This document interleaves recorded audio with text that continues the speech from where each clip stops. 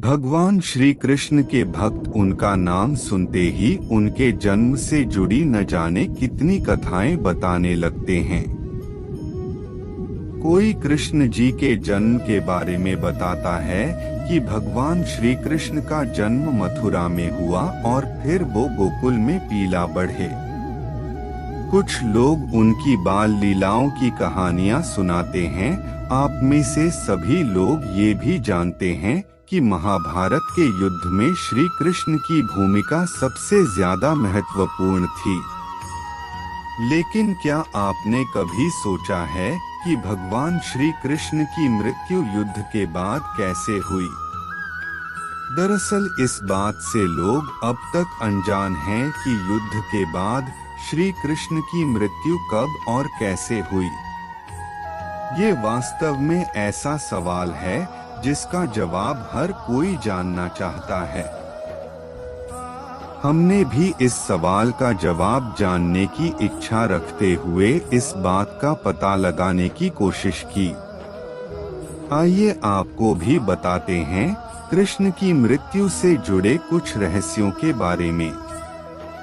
पौराणिक मान्यताओं के अनुसार भगवान कृष्ण का जन्म 3112 ईसा पूर्व में हुआ था।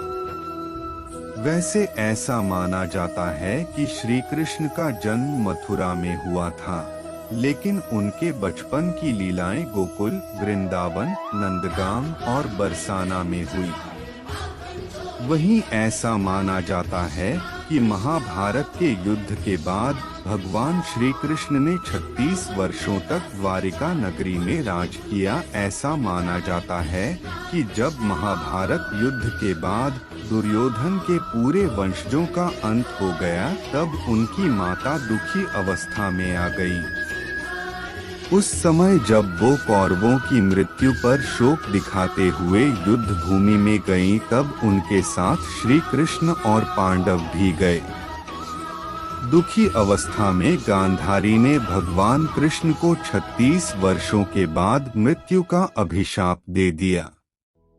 ये सुनकर सभी पांडव चकित रह गए, लेकिन भगवान कृष्ण विचलित न हुए और मुस्कुराते हुए उन्होंने ये अभिशाप स्वीकार कर लिया। गांधारी के श्राप की वजह से जब कृष्ण जी युद्ध के 36 सालों के बाद द्वारका में बसने के बाद एक दिन एक वृक्ष के नीचे रात्रि में विश्राम कर रहे थे, उस समय उनके पैर में लगी हुई मणि तेजी से चमक रही थी। उस चमकती मणि को देखकर एक शिकारी, जिसका नाम जरा था, उस समय शिकारी ने श्री कृष्ण के पैरों को देखकर यह अनुमान लगाया कि वह कोई मृग है। उस समय शिकारी जरा ने कृष्ण जी के पैरों में तीर से प्रहार कर दिया। जरा के तीर से घायल श्री कृष्ण ने वहीं पर देह त्यागने का निर्णय लिया। इस प्रकार युद्ध के समाप्त होने के 36 साल बाद, यानी जब श्री कृष्ण की आयु लगभग 125 साल थी, उस समय प्रभु श्री कृष्ण ने अपनी देह त्याग दी और वापस स्वर्ग लोक को चले गए। मुझे उम्मीद है कि ये स्टोरी आपको अच्छी लगी होगी दोस्तों, तो वीडियो के लाइक और चैनल को सब्सक्राइब जरूर करना। धन्यवाद। अपना ख्याल रखिए, जिंदगी में आगे बढ़िए और अपनी कड़ी मेहनत से देश में खुद के नाम के साथ साथ दुनिया में भी देश का नाम कीजिए।